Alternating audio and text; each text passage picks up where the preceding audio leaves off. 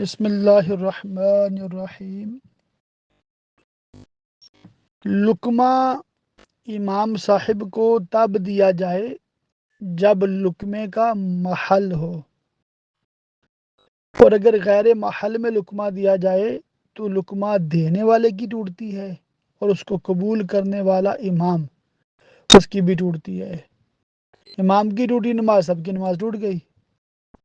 اس کی ایک مثال قعدہ اولا، یعنی 2 رکعت پڑھنے کے بعد جو تحیات میں بیٹھتے ہیں جبکہ وہ فرض 3 یا 4 ہوں، تو پہلا قعدہ اس کو کہتے ہیں قعدہ اولا۔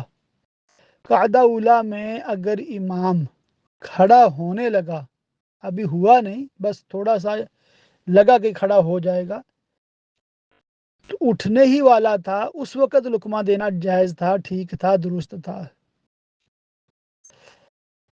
اور اگر امام اٹھ گیا یعنی کہ کھڑا ہو گیا، اب کسی نے لقمہ دیا ہے تو اب یہ لقمہ غیر محل میں دیا۔